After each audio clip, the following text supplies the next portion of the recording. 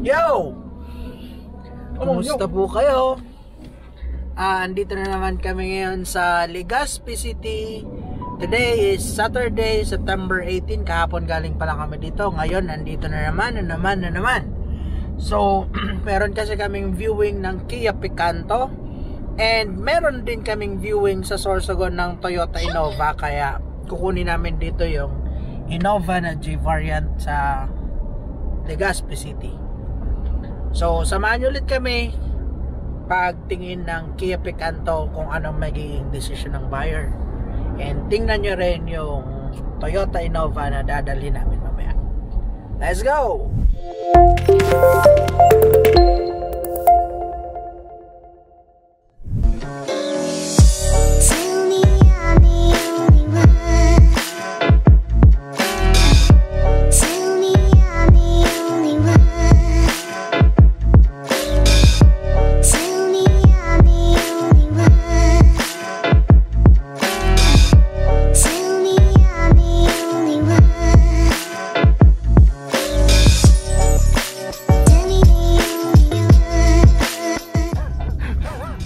Guys, nandito na kami. Nakasakay na kami sa Kia Picanto.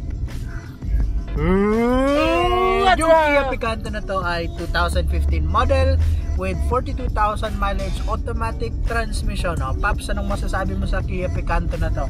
Kaya ikaw ang kumakambyo. Bela? Bilisan mo naman at kailangan natin ng energy. Sabi ng energy. Smooth.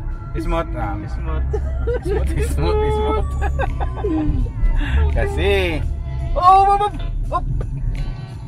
muntik ng abutin. Sayang ka. Pwede nagtataas.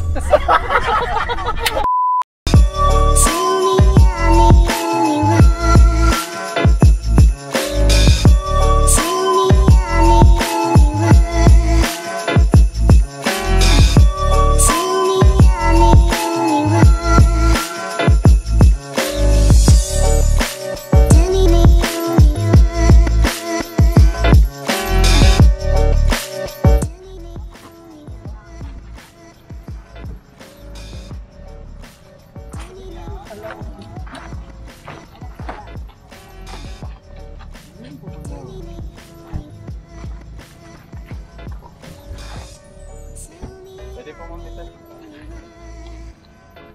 Pwede pala. Because there ba na Malamig ang aircon. Makita ang takbo. Maramdaman.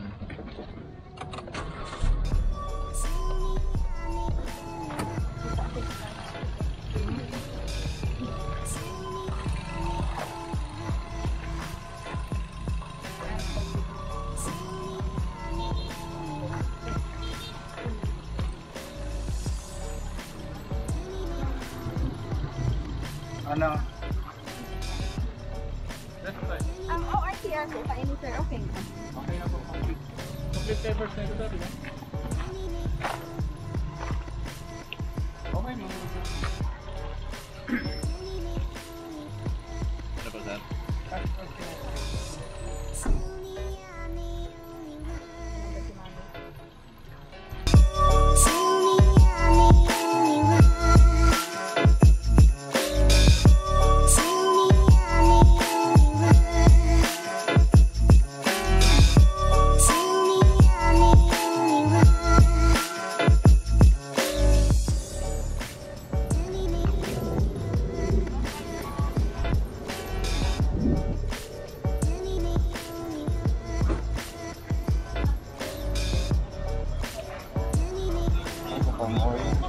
Balak niya mag-negosyo tayo. Pero mabalik man lang ako. Hindi man ako mahalo. Pinaka magandang gawin niya ito, ipapangalan Teka. normal schedule na lang ito. Sorry po, sked na lang po.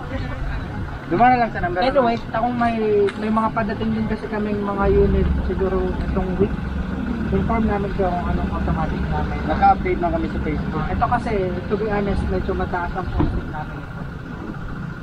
Let's see sa mga susunod kong unit. Ano?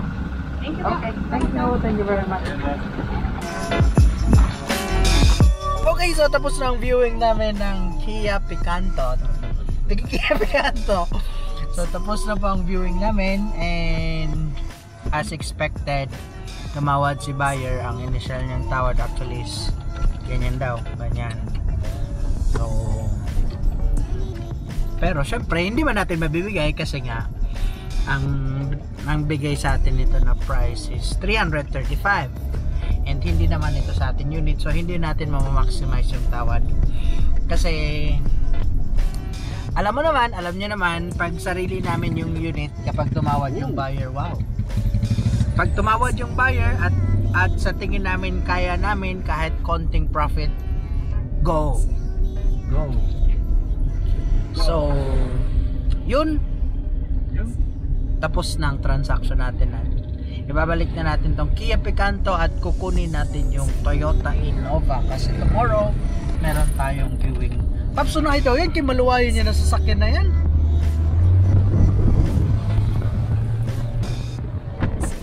Ayaw na.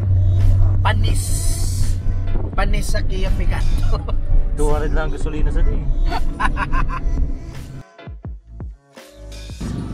Okay, so andito na yung Toyota Innova na dadalhin namin sa Legazpi City. So scheduled din to for viewing.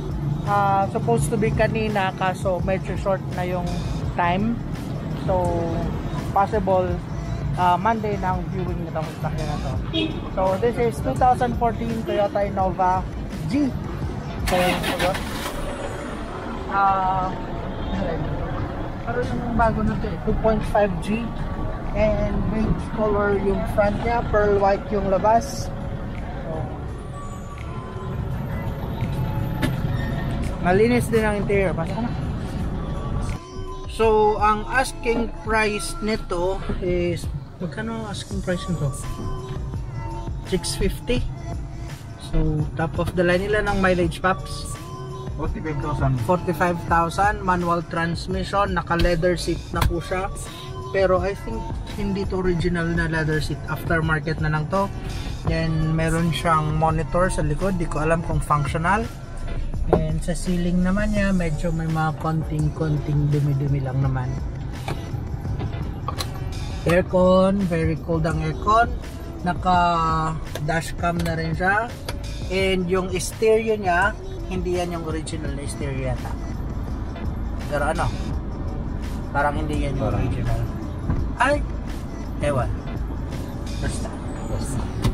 So naka-monitor na rin siya. So diesel engine, manual transmission. Ang steering wheel niya may mga button na rin siya, may mga controls. So sa stereo, Sa volume. Let's go. Mode. Sige lang, diretso lang po. Diretso lang ba? Pwede mali ko. Ito rin. Ha? Tingin kita. Tingin kita. Sus. Naka-stilya daw. Stilya ba? Dumi. Yun, ano na yun, Pops, sa pagmaneho mo? Free no? Pero may nasa narog ka yan. Stilya? Ano kita? Murag ka man talaga magmaneho. Mag-isa na. Siyempre, mapahuli na kita. So, uwi na kami. And ewan, ba't parang wala tayo sa mood? Parang ang baba ng energy. Siguro dahil hindi busy kanina eh. Talaga loaded talaga ng schedule kanina. Actually, ang plano si Paps na lang sana ang kukuha nitong Innova. Siya na lang ang magdadala ng Ranger at kukunin itong Innova. Kaso naalala ko may schedule pala ng viewing ng Kia Picanto. So alam mo yon, yung tipong dapat magpapahinga na sana, mahigan ka na, pero may schedule pala kaya takbo. So siguro that's the reason, but mababang energy kaya siguro hindi rin nabenta ang Kia Picanto. But anyway, that's it. Thank you very much for watching. Kung first time mo dito sa aming channel, don't forget to subscribe and click the bell button para updated ka sa lahat ng videos na ina-upload namin. Especially kung mahilig ka sa mga sasakyan or you are planning to buy a second-hand car. Dito sa aming channel, marami kayong mapapanood, makikita ng mga second hand na sasakyan ng mga binibenta, mga direct owners at mga sasakyan mismo ng Bicol Auto Search. And also, kung ikaw naman ay nagbebenta ng sarili mong sasakyan at gusto mong matulungan ka ng Bicol Auto Search para maibenta ito, feel free to visit our Facebook page and contact our official number para makausap ang aming staff at makaset tayo ng appointment and makita namin ang iyong sasakyan. Thank you very much for watching. Keep safe and ingat. Bye. Magpabakuna kayo.